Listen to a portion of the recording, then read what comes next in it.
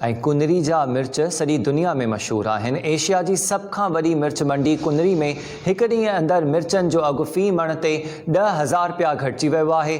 बरसातुनि जे वक़फ़े खां बाद मंडीअ में सनम मिर्च जूं 400 बोरियूं पहुची वियूं आहिनि। अव्हांखे आगाह कयूं पिया त मिर्च मंडी कुनरी जेका एशिया जी सभ खां वॾी मिर्च मंडी आहे, हितां जा मिर्च पूरी दुनिया में जेके आहिनि उहे एक्सपोर्ट कया वेंदा आहिनि।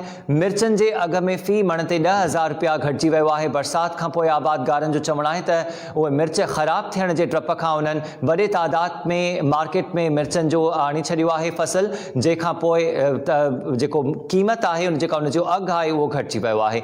इन मामले बाबति वधीक अपडेट्स मालूम कयूं था टाइम न्यूज़ जे रिपोर्टर अनिल कुमार निकपाणा खां। अनिल, कहिड़ा कारण ॿुधाइनि पिया आबादगार छो मिर्चनि जो फ़ी मण अघु एतिरो घटि थी वियो आहे? जी बिल्कुल अमीर, एशिया जी सभ खां वॾी मिर्च मंडी कुनरी में हिकु ॾींहं में हिकु धक जे अंदरि जेका मिर्चनि जो अघु फ़ी मण ते 10,000 रुपया घटिजी वियो आहे। छो त इन जो कारण जेको उहो माल जी क्वालिटी बहितर न हुजणु ऐं ॿाहिरां जेके वापारी ॿियनि शहरनि जा वापारी आहिनि, कराची, हैदराबाद, पंजाब जहिड़े ॿिया जेके शहर हुननि जा वापारी उहे अचनि था की मिर्चनि जी ख़रीदो फ़रोख़्त कनि था, जेके वापारी न अचनि ऐं बरसातनि जे करे मिर्च ख़राबु थी वञण जे करे जो रेट जेको आहे उहो तमामु घणो घटिजी वियो आहे। हिकु ॾींहं जे अंदरि 10 खां 12,000 रेट घटिजण ते हिते आबादगार जेके आहिनि उहे सख़्तु परेशान। जॾहिं त बरसातुनि जे वक़्ते खां पोइ जेका मिर्च मंडी आहे उहा गुज़िरियल 3 ॾींहं खुली, पर मुतदल जेका मिर्च उहा थोरा अची विया।